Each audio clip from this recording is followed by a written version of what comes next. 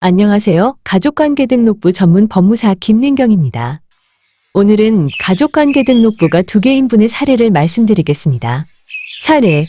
상담자께서는 휴대폰 요금 가족 할인을 받으려고 서류를 발급받아 요금 할인 신청을 했습니다.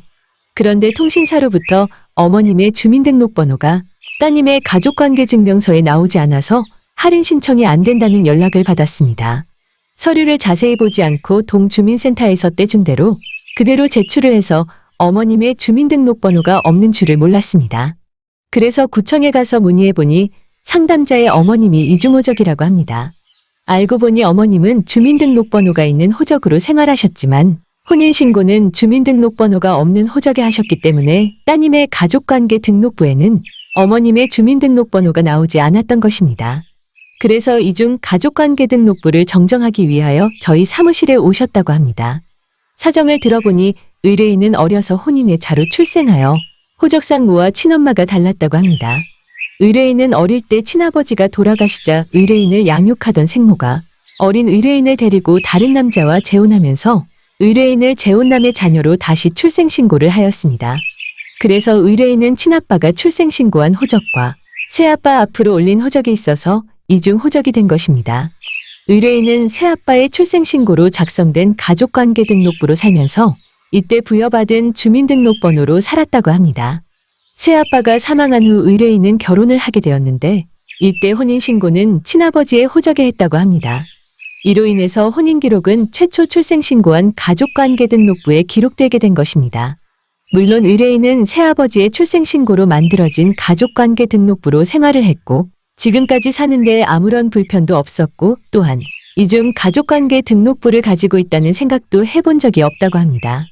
그러나 의뢰인은 2번 출생신고가 되었기 때문에 지금 이중 등록부를 정정하지 않으면 훗날 사망 시 사망신고를 하는데 어려움이 있을 것입니다.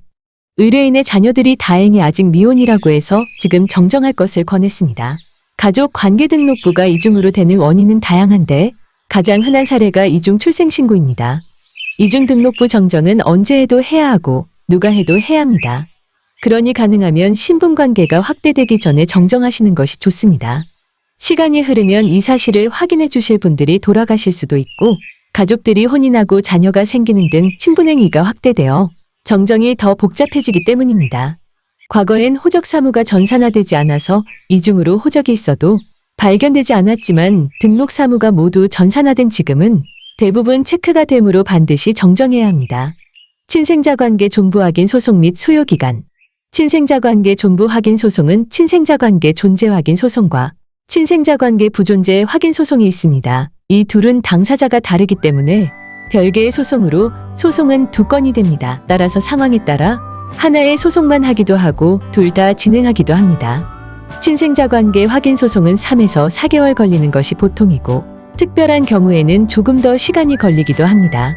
친생자관계 정리 문제와 관련하여 궁금한 점이 있으시면 염려 마시고 전화주세요. 끝까지 친절하고 정직할 것을 약속드립니다.